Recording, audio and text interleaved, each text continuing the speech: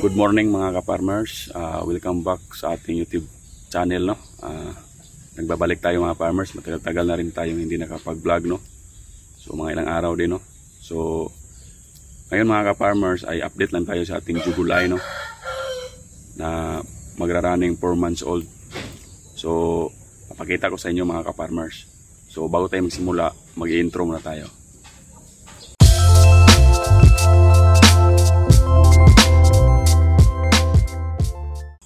Ito po yung isang stag natin na juguline. So, yung ano po nito, yung parent nito mga farmers, yung stag na gamit natin ay Guhan DBC line. Tapos yung ano niya, pulit na ginamit natin. So yung nanay niya is Basto Jutako Airwolf line. So ipapakita ko sa inyo yung parent nito mga farmers. So tatlo lang yung natira mga farmers, no, kasi yung isa nabenta na may nagkagusto. So ito yung isa sa natira, Basto Jutako Airplane, kaya naging juguline. So crossbreed po to. Ito po ay testing. Nag-testing ako na mag-crossbreed, no. So ito yung resulta. Maganda naman mga ka-farmers, no. Yan, juguline.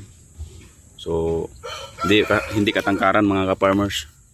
Pero matapang sila mga ka-farmers, yun, no. Yan. Running 4 months. Available po to, no. So ang nagustuhan ko dito mga farmers ay yung niya, kulay, no. All black. Yan, no, all black siya. Wala akong napansin na ito, hindi naman to sa sa ilalim naman to lang, Napansin ko sa kanya all black, no. So yung isa naman natin yung ipapakita ko sa inyo mga ka-farmers, no. So pasensya na kayo sa aking boses mga farmers kasi hindi ako fluent mag-Tagalog, no. Bisayang dako mga ka-farmers, no. So pagpasensyahan nyo na mga farmers. So yun, papakita ko sa inyo yung isa. A few minutes later. Ito naman yung isa mga farmers. Yan. So kung napapansin nyo mga farmers, mas matangkad to mga farmers, no, doon sa kapatid niya. So juguline din to. So ganyan yung mukha mga farmers, no. Maganda din. So din siya, all black. Yan, all black.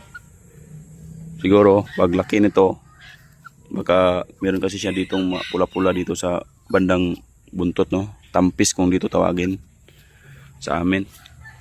Yan, baka magpapalit pa to ng kulay mga farmers. Pero sa ngayon, parang mas marami yung black, no. Ganyan yung mukha niya mga farmers, yan, Kayo na magsabi kung sulit ba or hindi. Big yung niya, malaki yung tuka niya mga farmers, no. So yan. So yung natin, mas matangkad to. Mas gusto ko tong nito, height nito mga farmers. Pero yung isa, okay din yun, malapad yung katawan. So ganyan yung mukha niya. So running 4 months yan. Still available pa rin, no. Yan. So kung hindi gagawin kong materialis to kasi selected ko na to, Yan sila. Yan. Yellow leg. May din siya, no. May kunting itim-itim. Mag-iba pa yan mga farmers pag paglaki. Yan. So hindi ko masyadong nilalabas sa kulungan kaya ganito. Parang tulala mga farmers, no. Yan. Tapos binubidyohan ko pa siya kaya para siyang nagtataka kung anong mga ginagawa ko. Yan. So yung naman pulit na kapatid nila mga farmers, kunin natin. 2,000 years later. Ito yung kapatid mga farmers na pulit. Yan. Yan yung mukha mga farmers, no? Papansin ko sa kanila, malalaki yung tuka nila. Ito yun. Kulay brown. Parang wheatin din siya, pero hindi masyado, no? Wheatin kasi yung nanay. So, yan yung ano, kulit natin, no? Yan. Malaki din to mga farmers, no? Running 4 months. Yan. So, yan. Tapang din to mga farmers. Yan o. Yan o. Yan yung tayo niya mga farmers, oh. So, available lahat ng Jugulay natin, no?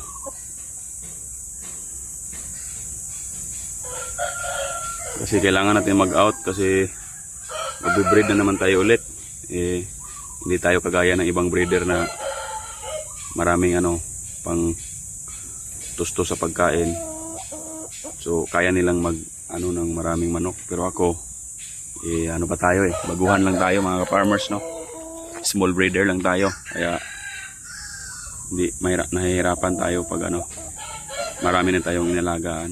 Sayang man i-out, pero kailangan mga farmers. So yan. So ngayon mga farmers, papakita ko naman ninyo yung kanilang mga ano, no, parents. So yun mga farmers, no, nandito tayo sa kulungan. Hindi ko na ilabas dun sa ano mga farmers, dun sa limber, dun sa labas kasi wala na tayong oras, no. May pasok pa ako mga farmers, so dito na lang mga farmers. Tapos nahirapan din ako kasi sobrang laki. So yan po yung nanay mga farmers, no. Molting po yan, kaya hindi muna natin i-breed. So ito po siya, Basto Jutako Aeroplane, galing kay Silverwing to. Yan o, molting siya. Grabe yung, pansin nyo naman mga farmers, no, yung nakaraang vlog ko, talagang molt na molt yan sila.